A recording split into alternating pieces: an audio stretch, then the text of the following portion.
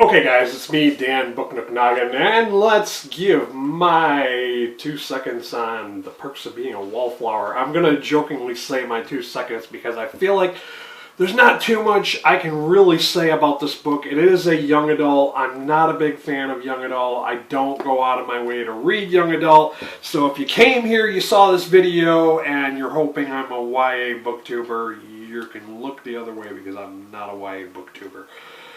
The reason why I wanted to read this, it's been on my TBR for a very, very long time, years in fact, and I felt like I had seen the film adaptation, which was, written and directed by the author of the book, which I'm kind of glad that's the case, because it is his vision of what he intended for this book. And, it's a very short read. It's only like 213 pages. Yeah. But, I wanted to read this because in the 90s, which is the time period that this book takes place, I too was a teenager and I was in high school during the 90s. So for the whole nostalgia factor of the aspect, I wanted to read this just to see if there were any little things about what it was like to be a teen in the 90s. So that was my motivation for wanting to read this. And first off, I kind of did if you look at my From the Nook series while I was reading this, I kind of talked about my frustrations and the issues I was going through while I was reading this. I really do not care for the format. It's written in a letter format, it's all from the viewpoint of the main character, Charlie, and I did some research, and it's semi-autobiographical because it's really the author himself, and it's kind of his life during high school.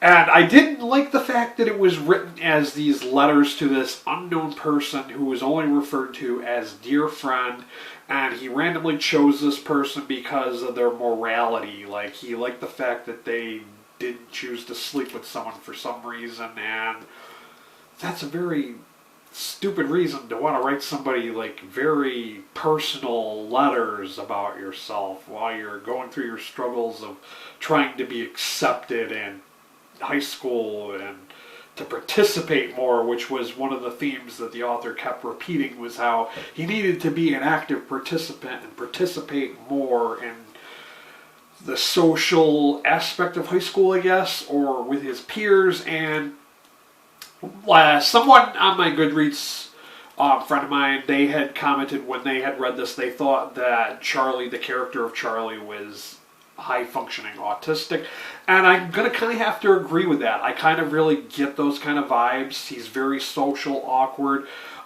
There's this little quirks. He's very kind of idiot savant about his literature and his reading and stuff like that.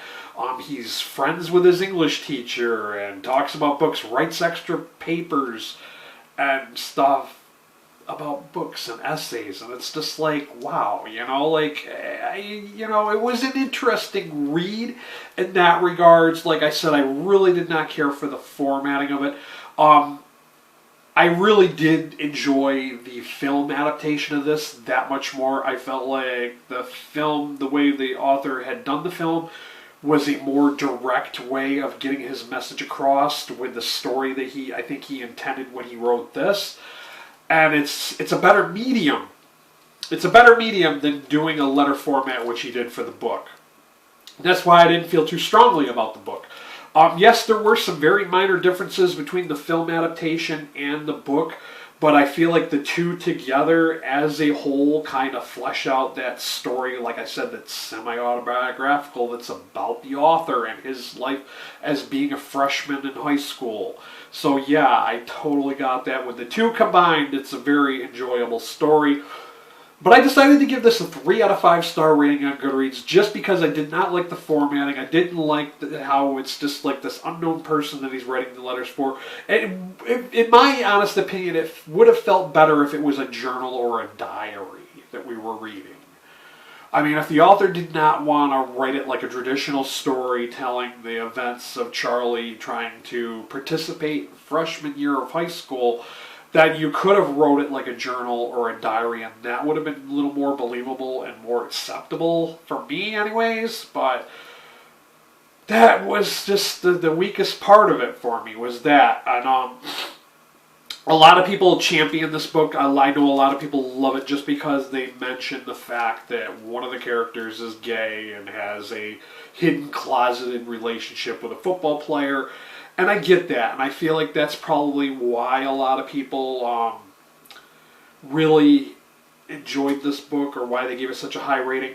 And if you were someone who was in the 90s, like, being a gay kid was not really accepted, so that kind of makes sense in the story of the way things went down, because I remember what it was like in the 90s, and I remember, like, things people would say.